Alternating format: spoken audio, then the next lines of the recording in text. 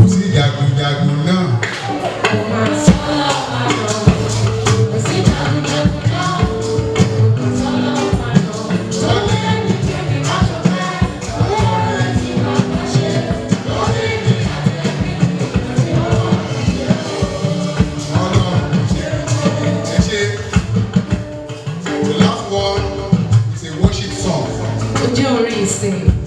Thou art worthy. Thou art worthy of to receive glory, honor, and power. Father, Spirit, all things are for thy praise.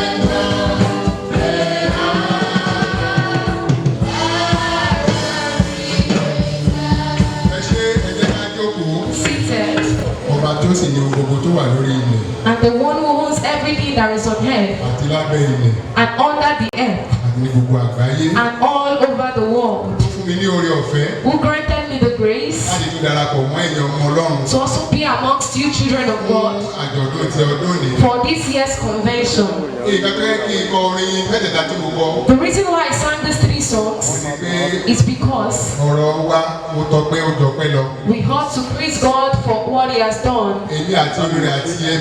Both I, the Queen, and my family, God has done so many great things in our lives. Since last year even to this year, many evil things happened. Many storms was happened. But the will of the enemy was not fulfilled in our lives. And I know that we all have one reason or the other to give thanks. And we have reasons to always give thanks. I greet her father, Baba Sioni, that is Zion, Fẹ́mi Oyeniyi, àti ìyáàfin wa Lydia, and his wife. I greet you. I say ìwòye èsì mẹ́rin bá jẹ́ ọ̀ṣọ́dún yìí. Last year we were all here together. A dúpẹ́ lọ́wọ́ Ọlọ́run pé àdìde ìṣẹ́jú kan fún ẹnikẹ́ni. We thank God because no evil happened over anyone. Mo kí gbogbo ẹ̀yin bàbá wa nínú Olúwa. I greet all of our fathers in the Lord. Àti ẹ̀yin ìyá wa nínú Olúwa. And our mothers in the Lord. Tí ó wà lórí òkè yìí. Who are here on this mountain. Wọ́n bá ṣe àjọyọ̀ tòní. And have come to celebrate with us. Àjọṣe lọ́dún ní. We experience this year. We are going to experience next year as well. Thank you so much. Mo wá dúpẹ́ lọ́wọ́ gbogbo àwọn olóyè tí wọ́n bá mi wá. And I also greet all the chiefs that came. Ìyálóde orí kárí gbogbo àwọn obìnrin. The woman representative. I greet you. Sit down. I can't mention your name. All the men. I welcome you. I greet you. Those of us today. If we parents and guardians, if we are not vigilant or careful enough, we may end up regretting when we get to heaven. The children we give birth to these days, kì í ṣe nǹkan tí àwọn bàbá tiwa fi kọ́ wa nígbà tá a wà kékeré la fi ń kọ́ wọn. We are not training them the same way we were trained while we were much younger. Bí mo ṣe ń sọ èyí yóò máa rókì inú ẹ̀yin bàbá. As I am speaking, you will be seeing, you will be meditating on it in your hearts, both fathers and mothers. Ẹ rí i pé bí nǹkan ṣe bàjẹ́ tó. You will see that despite the way everything is evil, àwọn ọ̀dọ́ wa wọn àfẹ́ ṣiṣẹ́ mọ́. Our youth don't want to work any longer. Ẹnìkan tí wọ́n ń fẹ́. What they want àwọn náà ti arrive. Is that they have arrived. Àwọn náà ti dé. That they have arrived. Wọ́n ti lówó lọ́wọ́. They are now rich.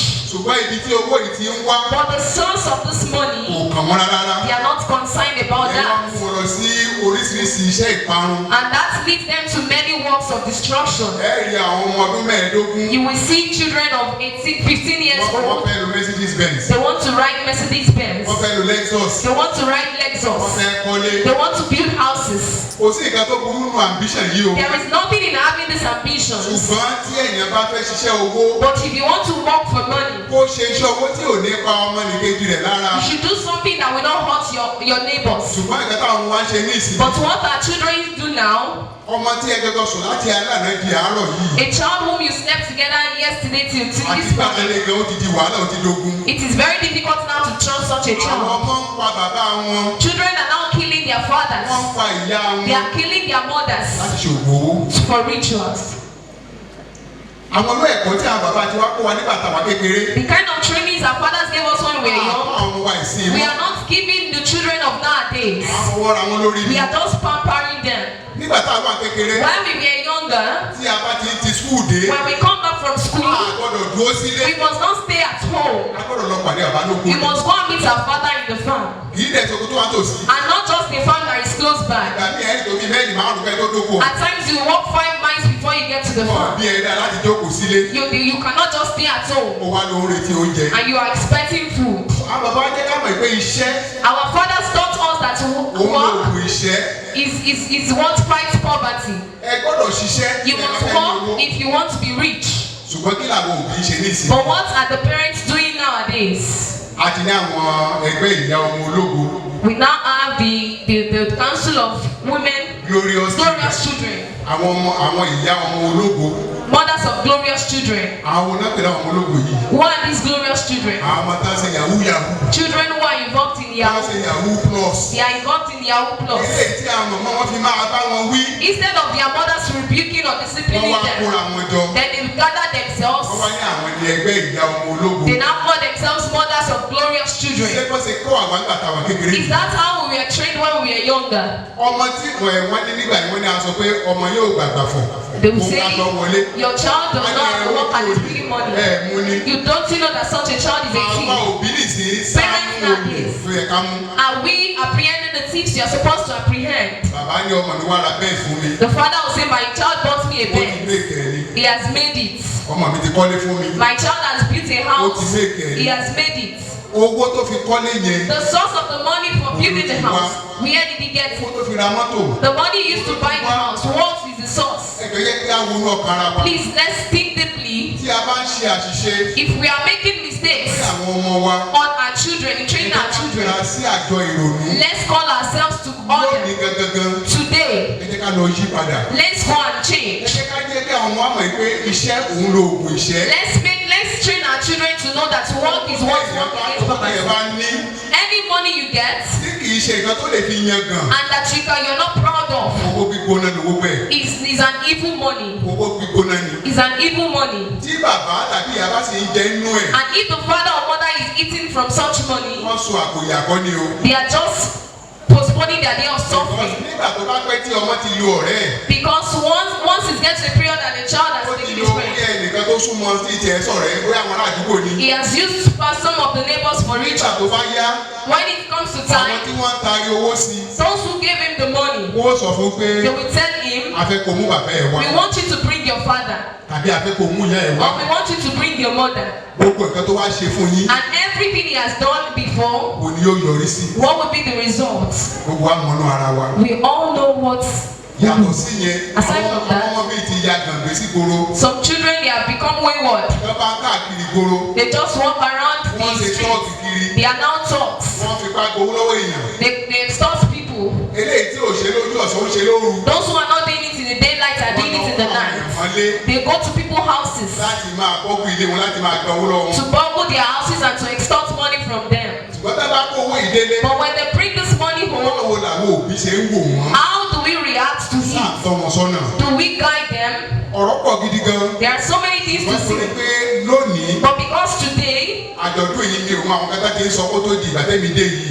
I don't know what they have been saying before I came. Ìfẹ́ dá wa lágara. And I don't want to weary horse. Wọ́n ní àbọ̀rọ̀ là ń sọ fún So ọmọlúwàbí. a word is enough. Wọ́n tó bá dénú ẹ̀ á di A òdìdí. word is enough for the wise. Ẹ̀yin ìyá wa, Mothers, ẹ̀yin bàbá wa, fathers, ẹ bá délé. when you get Ẹ home, jẹ́ ká tọ́jú àwọn ọmọ wa. take care of your children, Àwọn ní train ọjọ́ them. ọ̀la wa. They are your future. Àwọn ni à ń wò gẹ́gẹ́ bí òṣùpá. They are the ones we are seeing as the moon and the Àwọn sun. tó máa gbé ẹbí yín náà máa gbé ga. They are the ones that will lift the family. Ṣùgbọ́n tí a bá ṣọ́ra, But if we are not ó careful, lè jẹ́ pé àwọn ló máa borúkọ ẹbí náà they jẹ́. may be the one to soil the name of the Orí family ọ̀pọ̀ burúkú tó bá ṣe. because of their evil Wọ́n works. ní ọjọ́ gbogbo ní tí o lè. Every day is for the Ọjọ́ thief, kan báyìí ètò ní nǹkan. but a single day the owner will catch the Tí thief. ọba yìí ò bá ètè mú wọn, If the king of the earth is not able ọba òun to wò catch wọ́n, them, God in heaven is yóò sì watching dá ẹjọ́ fún wọn. and is going to judge them Wọ́n sì accordingly. fi ìyà jẹ wọ́n. And when he makes Kò them sẹ́ni tí suffer, àwọn bàbá àti ìyá yá káwọn náà máa jẹ inú There is ẹ̀. no how we will not partake of Ẹ kí it. hallelujah. Shout hallelujah. Mo dúpẹ́ lọ́wọ́ bàbá wa lẹ́ẹ̀kan sí. I greet our Father once again Pé ẹ fún mi ní àǹfààní. for granting me this privilege Sọ̀rọ̀ ṣókí yìí. to just give this short admonition. Kò sí ẹni tí ò ní tiẹ̀ lára o. There is nobody who does not have his own problem. Yorùbá ní kò sí ká rìn kórè wa kó má jì. We will always have issues. Yes, tí a bá dé ilé wa. When we get back home, Ẹ jẹ́ ká pe àwọn inú wa. let's call ourselves to Ẹ ká pe order. ọ̀dọ̀ fínú wa. And let's call ourselves to order. Mò ń ṣe láti tún ilé yìí ṣe. What am I doing to make this house? Kí ni mò ń ṣe láti tún ìlú yìí ṣe? What am I doing to make this land Kí ni mò ń succeed? ṣe láti tún orílẹ̀-èdè yìí ṣe? What am I doing to contribute to the Ibi growth tí a of ti this ti máa country? bẹ̀rẹ̀. Where we are going to start from Ilé wa. is from the family, Lórí àwọn ọmọ wa. our children, Lórí gbogbo àwọn tó yí wa ká. for those who surround us. Ká rántí pé ọjọ́ ọ̀la wa. Let's remember that Ọwọ́ their wa ló wà. our future lies in our hand, Ọjọ́ ọ̀la wa yóò dára o. and our future will be Mo bright. gbàdúrà gbogbo ẹ̀yin tẹ́ ẹ wá sí I ojú pray for all of you who have come to this mountain Ọlọ́run ó bá today. yín pàdé o. God will encounter Ní you. àyè ńlá Ọlọ́run ó bá yín pàdé. God will encounter you that Ilé great tẹ́ ẹ fi hope, sílẹ̀ ẹ bá pẹ̀lú and you are àtàlàfíà. going to meet those you left Ọlọ́run á in bùkún peace. fún yín o. May God bless you. Orúkọ Jésù In Kristi. Jesus' name, Olúwa wa. our Lord. Ẹ ṣé. Thank you.